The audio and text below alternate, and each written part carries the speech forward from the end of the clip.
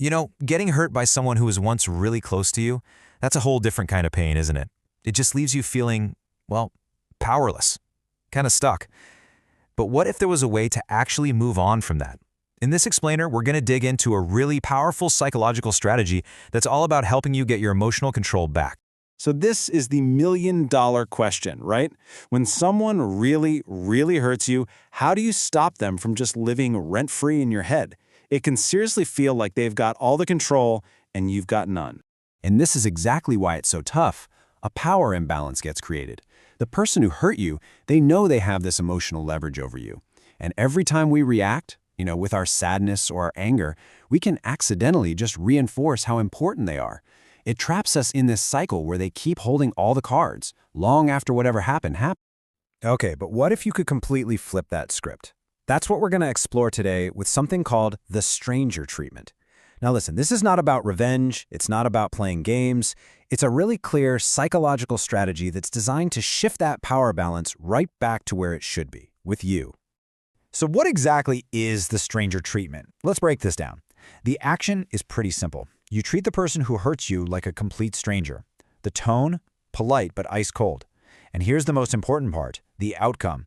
It removes their power because you're sending a signal that they are just not special or significant in your life anymore. This isn't about being rude. It's about being indifferent. It's a conscious decision to downgrade their status. So what does polite but ice cold actually look like in the real world? Well, it's a very deliberate shift in your behavior. You're not ignoring them, you're not causing a big scene. You are just consciously moving them from that special person box in your mind over to the stranger box. This chart just illustrates it perfectly. So you go from being warm and open to polite and reserved. Think about the generic polite way you'd talk to a cashier. You shift from being emotionally vulnerable to emotionally distant. There's just nothing there for them to latch onto. And that trust that you used to have, it's gone. It's replaced by a civil, totally impersonal interaction. You're not their enemy. You're just nothing. Irrelevant.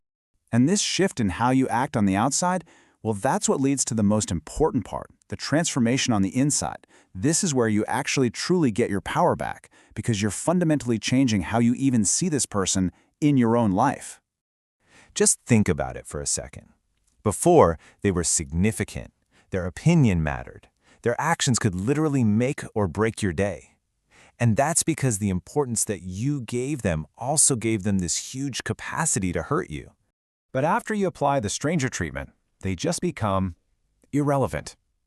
And this is so key. It is not about hate. Hate is still a really powerful emotion that keeps you connected to them. This is about neutrality, complete indifference. Their opinions don't even register anymore. Their actions lose all their power because they just don't matter. That is freedom. So why is this so incredibly effective? Let's look at the psychological mechanics that really make the stranger treatment work. It's not some kind of magic trick. It's a pretty logical process of rewiring your own emotional responses. You're basically resolving that deep discomfort of holding two opposite ideas in your head. I care about this person, and this person hurt me. So here's the core logic. First, you create an emotional barrier with that polite but cold behavior. This action sends a super clear signal, both to them and, more importantly, to yourself, that they are no longer special. And this is where the magic happens. By making your actions line up with this new belief, you start to literally remove their significance in your life. And the final, powerful result? It completely takes away their power to hurt you. Each step just builds on the last one until you firmly and finally close that door. And that leaves us with one last thought. This whole strategy, it's a tool for emotional self-preservation.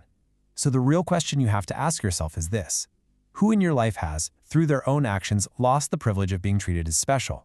Who no longer deserves a place in your inner circle?